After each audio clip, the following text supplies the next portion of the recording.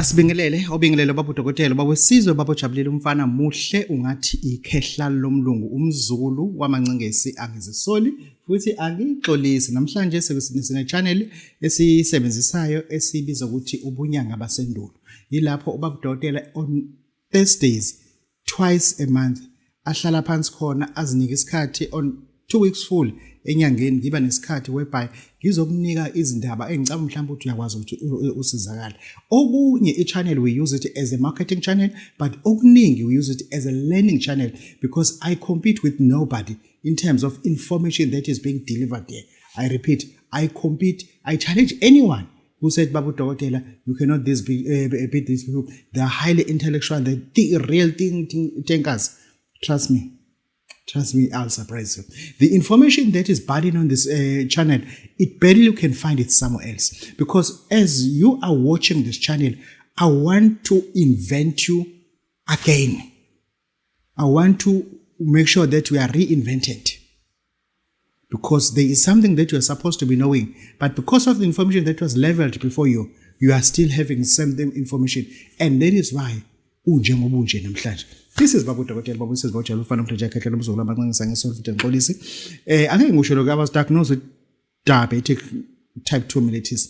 I took a decision which last 2 weeks since they told me that pathologically Babu Dokotela no sugar. Got him like anything. I'll test my knowledge of natural medicine. I will suspend anything that is sweet. What is it trying to say? You'll never see me drinking juice or your Coke or any drink that has sugar. Even your cake or biscuit beside this cake, I'll eat that cake then.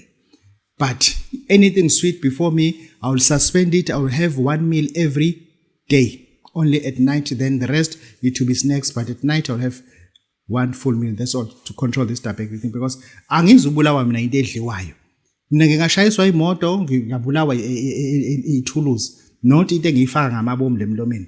This is Babu Dokotela Babu says about Jabulile. Today, Babu Dokotela Babu says about Jabulile was shooting a British in Nedbank House Building. I repeat, Nedbank House Building. It's 19th floor, suite 1904 to 1905. Igama lomgaqo to corner of Queen Street and Albert Street. Babu Dokotela umela lapho endabuko ngiyinyanga ke angaze ngibe isangoma angaze ngithwasa angaze ngihlale emzini umuntu ngiqelazwe ngibheke ngokungalena yabo. Babu Dokotela ke uthi namhlanje ufuna ukunika into eyodwa ehlukile engicabanga ukuthi it's about to help you or it's about to change you. The topic ya namhlanje. I-topic ya namhlanje ithi Prophet Shembe, His Excellency, and Prophet Zoroaster. Prophet Shembe and Prophet Zoroaster. Period. Igqilaza kuphela. Period. If uke wayithola lo topic somewhere else, and from now log out and block the channel completely because ngizobe nginami ngikhuluma into ekhulunywe abanye abantu. That is the topic of today. Babu Dokotela Babu says about Jabulile mfana umhle jakhehlela umzukulu amangisa ngisol futhi angixolise. Nginesigubhu enginakhele sona bakithi nginesigubhu esihle esesibiza ukuthi isigubhu sika Mameliyoni. Lesigubhu lesi ngisithatha ngamabomu isibindi sokuthi angeke ngikhuluma indaba yegubhu ngoba abantu banenkolelo ukuthi ubaba Dokotela uinferior ngegubhu ukuthi nokuthi ngegubhu no ngikwakhele isigubhu. Hayi iyagqeleza kakhulu namhlanje. Ngikwakhele isigubhu ku-April kunesigubhu esinye ezayo futhi ngisachecka ngale ngemuva ngoba mina ngithatha isigubhu ukuthi ngisibeke phambi komuntu. Kunesigubhu ke ezizayo ke siphumile ke manje kuthiwa uMamiliyoni. uMamiliyoni ukhishwa ngo-15,000 rand. uMamiliyoni ukhishwa ngo-15,000 rand. But siyakwazi ukukhipha uMamiliyoni nokhamba ngo-27,000 rand. But siyakwazi ukukhipha uMamiliyoni nensebenzo yakhe ngo-20,000 rand. Asichaze lana. Mesikhipha uMamiliyoni, sifike sikhiphe uMamiliyoni ngo-15,000.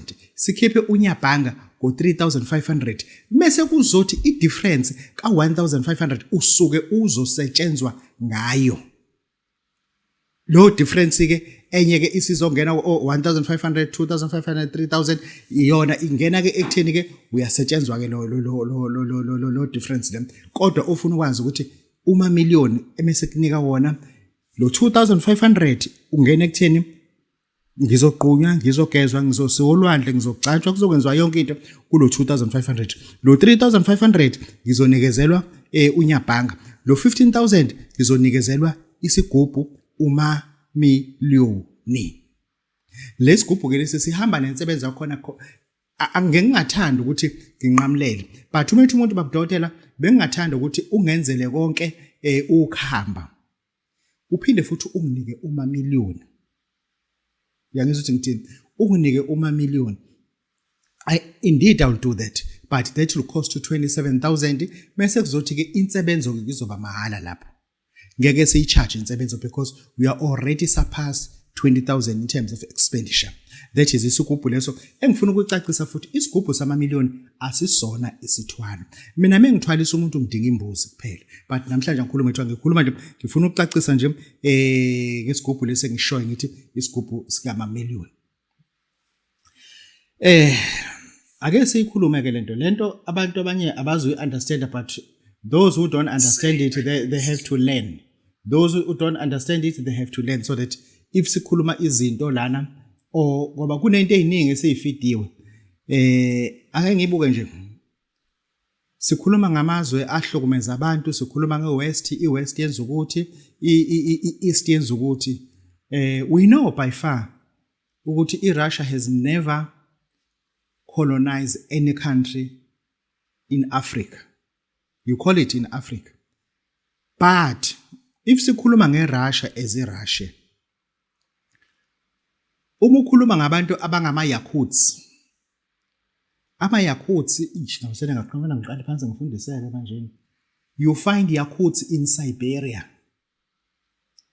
Class, where you find Yakuts? In Siberia. Yes. How cold it is? It is minus 70 degrees. If it's cold, it's the coldest place in the world beside Antarctica. Mesikhuluma ngabantu abangama-Yakuts, ukhuluma ngama-Russians. Ama-Yakuts were genocides, were killed. People in Siberia, they were forced to be raped and surrender their country by the Russians. You understand? Sinabantu thina namhlanje abalahlekelwe i-identity yabo, ama-Chechens. Ama-Chechens, they once the other day babawuthumba abantwana esinema because they want liberation from Russia. I-Russia iyona into thina sitshela ukuthi iyona. Because abaholi bethu, they wanted us to know the side yase-Russia.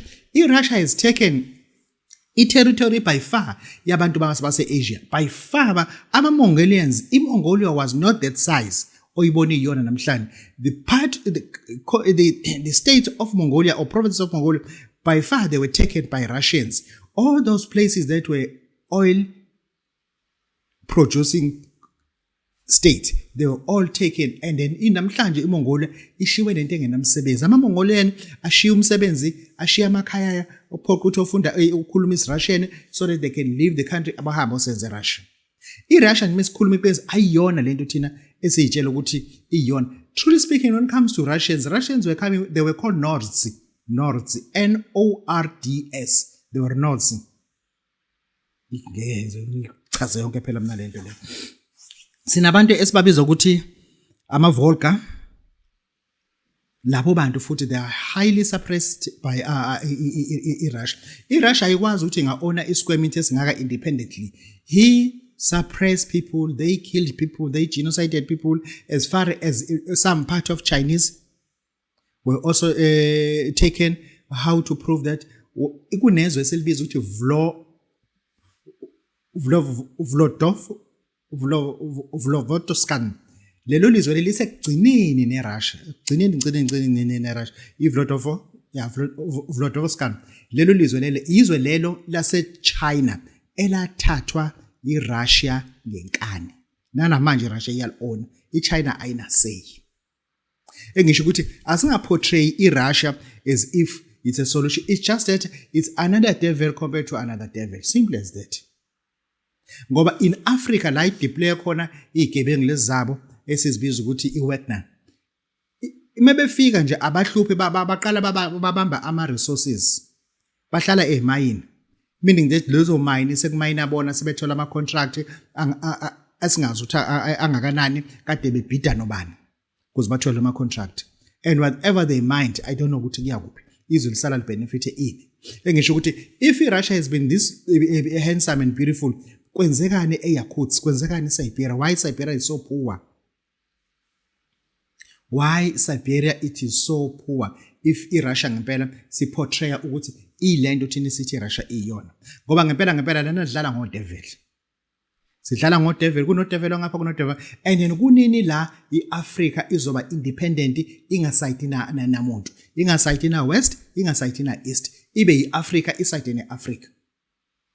You understand the thing shop? Ngoba lokho kutshengisa ukuthi iAfrica we are not that groomed or matured enough to stand on our own, stand our grounds, to be firmed in our ground. But we are better in being biased to each other. That is where we are good. We are better in worshipping foreign gods. That is where we are good. But we're supposed to realize that ukuthi kule lizwe lengabadi nalo futhi esaliqanjelwa igebengu kwathiwa sesingama Africa. Besho besidakelwe nje futhi. Besikhumela umsangano. Ayikho icontinent enegama eliqanjwe umuntu oyedwa. I repeat. Ayikho icontinent enegama eqanjwe umuntu oyedwa. Ovuke ekseni waqamba igama, because to name a continent you must see the continent ukuthi iqala kuphi and igcina kuphi. Before you able to tell us ukuthi lelizwe leli singalibiza ukuthi into ukuthi kuvunyelwane and abantu abathize bakube namagama asetshenzisiwe bese kuthiwa you are struck off lo sisala naleli. Ngoba why ngifuna ukusho leli ukuthi truly speaking the truth has to be told so that our kids will know, because our kids they know nothing unless we tell them. Abantu abesilandelayo they are liquid to adapt information wrong information right. Information engisho manje I'm decoding to be an Africanism. We are not Africans. We are Bantus. We are Aksumite. We are Nilotes. Yeah, understand? We are not Africans at all. Asilungise le spelling le. Le ndizoloku igqilaza njalo. Ihistory yethu ingamanga ngendlela eyisimanga. Ukuthi thina sizoba ama-Africa, we have to know first. Kunegama ukuthi lela gama i-original yale gama, umnyombo lela gama liqhamukaphi. Akekho okaziquestion ngalokho. Njengoba mina ngihlala eThekwini. Sengihlala eThekwini eminingi iminyaka, ngibuza umbuzo wodwa ngiphenduleke. Sinendawo la kuthiwa iseNanda. Ngithi mina le gama lekwazi kuthiwa iseNanda, yini iNanda kona? Akekho waziyo. Kodwa kuhlala abantu bahlakaniphile eNanda. Akekho ositshelayo ukuthi mengibuza ukuthi kuze kube iNanda, yini iNanda yona? iNanda yona yini? Yabo. Kodwa namhlanje sinegama ekuthiwa iNanda. We as people we have to be critical thinkers. Start to question why we are called Africans. What makes us Africans? Asilungise spelling ngike. Sinabantu ase-Africa abambalwa, angifuni ukubala idomu. Sinabantu abase-Africa ngoba into embi ihistory yethu irapiwe. It is full of lies. Umlando wethu lana nje eSadek uvesena uqala ngoKing Shaka the Great. Ngale kwaloko akwaziwe ngo11th century, 8th century, 9th century ukuthi kwenzekani eSadek. Nobody knows. But ngikubuza ukuthi if nobody knows, why we got Namibia? Why we got Zambia? Why Mbia? Those Mbias are coming from Arabs. Arabs, they invented Africa first. They check for oil in all over the continent, but they did not say they're in Africa. They were looking for the oil. That is why when they reached in Zambia, they didn't say that they're in Africa. They said now they're in Zambia. In Namibia, they said they're in Namibia. In Azania, they said they're in Azania. Lento lenezivuma thina ukurayishwa noma sesibadala sesikwazi ukuthathela ama decision. We are not Africans. We are Bantus, because not Zulus. Zulus is sibongo somuntu nje nawe hlala le ephesha ukuthukela ngifuna ukukhuluma indaba yakhe lo baba lo. We are Bantus. We know where we originate. We've got Nilote. We know where they originate. We got Aksumite. Angilungise le nto ye Aksumite. How you spell Aksumite? Buka nje upapazela ne degree awayazi gama ukuthi how to spell Aksumite. Aksumite. It is A. Are you writing down? It is A-X-U-M. Stop there. Might, I-T-E. Aksumite. Who were Aksumite? Aksumite, they've been around for many years. Kuze kufike lo mfana lona namasimba kakhulu odelelayo. Esimbiza ukuthi uAlexander the Great. Wabathuka laba bantu. wathi bamnyama wathi bahomnyamana because they were stone black ama-Aksumite. He reckoned they are Ethiopian. Lento ezimnyama lezi. And then igama ithi Ethiopian liqhamuka kwisiGreek. Aqhama, it's not Africanism. Aqhamuki la kuthina kwele ngodwane. Igama lesiGreek base bathukwa ke bagcina besale negama lenhlamba ekuthiwa ama-Ethiopians. They are not Ethiopians, they are Aksumite. Kuzoba nalaba fothu laba abahotheleweni laba ngiyabona lo hlama laba bako Rwanda, Burundi, yonke lezo inyoni lezi ezingabambi ngolayini wamahomusha, ko Kenya, yonke lo msangane, Sudan. Laba bantu laba sibabiza ukuthi ama-Nilote. Nile people. They are Nilote people. They are not Bantu people. Because they've never been in West, they're always in the eastern side of the continent. And those people are called Nilote. And we, by far, we are called Bantus. Akanoma mhlawumbe iya understandeka lento lena. Ngoba lento uma kuthi thina sizoyikhuluma and siyikhe phezulu izoloku isigqilaza ngoba we are not telling the truth. And then asibuyeleke ukuthi kwigama lethi Africa Paul fike kanjani. Kuthe after the conquer of the Kemet, silungise spelling lana.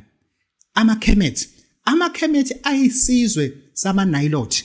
Ama-Kemet aqhamuka eSouth Sudan. Aphusha phezulu azawelela so-called kwa-Israel. Aspreada all over lapha ashaya ama-Persians aphinda abuyele emuva. Abuyela ke eKemet. Afika azenza ke futhi lapha for about 3,000 years. Ehleli lapha. Thereafter ama-Kemet in Middle East ahlale 1,000 years. Abantu abamnyama lapha. That is why sinabantu ekuthiwa Indonesia, labantu laba abahamba banze baze bafika eIndonesia bakwazi bawela bagwedla bawela bafika eAustralia namhlanje sinabantu ama-born origin abantu bonke bengabade labayana bonke bengabade begodwana land sofika lapho kodwa ngifuna sibelele egama lithi Africa uthi qhama kanjani lo mfana ke uthe uma ekhonka enqoba ama-Kemet washintsha wathi sekuyi-Egypt and then wase wakha idolobha lakhe athi Alexander City namanje lisekhona lo dolobha lelo wase waconsider ukuthi yena iLibya neEgypt so-called Egypt ila kugcina khona umhlaba not knowing ukuthi akanayi drone akanayi satellite to fly over the continent ukuyibona continent igcina kuphi so that he can able to name it and then wathi abantu balapho ke bonke kwabiza ukuthi bangama Afroconos njengabantu nje ababaconquered by King Shaka the Great. Even noma bengewona amaZulu because they were conquered and they all fall under the Zulus. Asikwazi usingaba namaZulu emzimkhulu sibe namaZulu eDrakensberg. La abantu babe nobuzo babo obaba extinct because of amakhosi akhona ebulewe amadoda ebulewe kwathatha amakhosikazi nengane la abantu base baba perverted baba igama lithi perverted lisho ukuthi ukushintsha. Kufanele ngichaza futhi ukuthi igama lisho ukuthini and you people are really learning now. You're absorbing my information. I wonder how much we're going to pay. And then they were all perverted into becoming a Zulu people. They're becoming Zulus. Otherwise, they're not Zulus. I welcome a Zulu ePulo. Amakhuze ePulo. Khona amahlubi la kule lizwe lakithi. Yabo basihlukahlukene kodwa ke ngifuna ukubuyela lapha na. Emva ukuthi abantu benqotshiwe baseKemet bashintshwa kwathiwa sebengama Africans because sebengama Africanos kwakusidlaliso sakhe leyamfana uAlexander the Great igama lakhe ngambe wathi uAfricanos la sekathuka ke bonke ke labantu aba-Africanos base baba ama-African. You understand? Base baba ngaba-African but i-continent iyonke ibizwa iGondwana land. I-continent eyodwa where all continents cracked and developed from this continent Gondwana land. Not ukuthi kunoClevo oyedwa nje oyihlayela lokishini osiqambele igama uthi Gondwana naye iGondwana land sekusele kwena ke njengomuntu westudent ukuthi uresearch ukuthi who people who named the continent as Gondwana land because sisazoqhubeka nale research sineke ukuthi before Gondwana land what was it called but to follow us the information esifuna ukunika information esinika yona it berserk you cannot find it anywhere. This is Babu Dokotela Babu Sisibawu Jabulile mfana omhle Jakhehle Mzulu. Ngicabanga ukuthi usuzokwazi ukuthi we are no longer proudly African. We are proudly Nilote. We are proudly Bantus. And then so that sizokwazi ukuthi imuyinazele apartheid yama borders esinawo namhlanje. This is Babu Dokotela Babu Sisibawu Jabulile. Ake sikhulume ngenkolo. let's talk about the religion. Let's talk about the pillars of the religion. What is a religion on its own? Ngoba lento isihluphile. I repeat, lento isihluphile. Today on earth, emhlabeni, we got two religions of the most deadly assassins. Abantu ababulala ngempela ayibona aba-own religion. If you cannot murder anyone, you cannot own a religion, because both parties, Islam and Christianity, they're the same. They're the same devil, different with colors. But they forced people to join their religions or their religion through punishments, torture, genocide, rape, you name it. Genkana, abantu bangenziwa ngenkana. Abantu, they were beaten by fire so that they will accept Islam. People, they will actually get killed in Africa because they were refusing to accept Christianity. Meaning that ama-inkolo. Kodwa sifuna ukuthi siye beyond lezo nkolo zingakabi khona. Which religion were there? And what are we saying about the current religions that has learned? Today we got so-called Prophet Shembe. Sizombiza ukuthi umqalo wendlela. Angifuni ukukhuluma ngabanye. Ngifuna nje ukukhuluma ngomqalo wendlela, sikhuluma ngomqalo wendlela. Sizobheka inkolo yakhe ayilethile. Angikhuluma inkolo yakhe because it is an Islam, it is an insult ukuthi inkolo yobuNazaretha idialuthwe nento engahlangene nayo. Inkolo yobuNazaretha ayivumi ukukhwelana kwamadoda. That's number 1. Inkolo yobuNazaretha ayivumi abortion. Inkolo yobuNazaretha ayivumi ukuthi keep it. Igama ethi keep it alisho ukuthi keep it. Keep it, yabo. Ukuhlala nomuntu ungashade. Inkolo yobuNazaretha ayikhuluma ngalonto leyo. And then inkolo yobuNazaretha ayisonti, iyasabatha. That is not a Christianity lonto leyo. Ama-Christians, we know their behavior and modality. Inkolo yobuNazaretha iyahlaba. In Christianity ayihlabi. But because othi ngoba ayiyona i-warring religion, they have to submit to the failing regime of which is Christianity. Christianity, I've got a reason why I'm saying failing regime. Because whatever they use second power in order to keep the congregation together. They use that power. Asibuye ke lana. Umqondo indlela ufikele ikhona verse eBhayibheli, there was nothing wrong about the Bible. So that it could not be eliminated and destroyed, it has to measure certain things with nali Bible, knowing very well ukuthi the truth is akalidingi iBhayibheli unesihlabelelo afuna ukusi-introduce ukuze ukuthi uma ehamba eshintsha ijazi azi ukuthi oyogqoka ijazi usofundisa abantwana bakhona isihlabelelo. Into esehlabelelweni by far ayikho eBhayibhelini. Imfundiso lezana zikamqalo wendlela zokuthi umntwana oba yiNazaretha uphatha kanjani, ukhuliswa kanjani, umezalo kweziwane, umeshona ungcwatshwa kanjani, yonke lento kuyinkolo yakhe umprofeti umqalo wendlela izaShem. Come to inkolo yakhe, why Paul is not spreading? Why is more likely engazuthi inkolo yamaZulu? Ukuba inkolo yamaZulu language ebhalwe ngayo document yakhona, but anyone can endorse it who understand the doctrine of umqalo wendlela ukuthi ungubani, wayibizo bani, yipi evidence esinayo. If inalo evidence ugculisa ngalo evidence, you can always repent and ube iNazareth, and it will be marvelous to know the truth. Asingeneke kwinkolo ke engifuna ukuthi sithi kuba deep kancane kuyona futhi inkolo esibiza ukuthi iZoroastrianism, Zoroastrianism. Umprofeti okhona umprofeti Zoroaster. Ake ngiyilungise lento le. Abaprofeti nabaprofeti, they have to come with different forms, shape and model. Ake ngimbheke ke uZoroaster. uZoroaster was born in Iran. Njengamanje congregation yabo ithi ine membership close to 200,000. He was born in Iran, and then he introduced this religion according to his belief, and then nento aboniswa zona ukuthi ke uNkulunkulu wakhe umtshengiseni. According to Zoroastrianism, they don't have a Quran or a Bible or what. They read what is called Vesta. That document is called Vesta. Loyam prophet loyana uthi uthunywe uAhura Mazda, akathunywanga uAllah.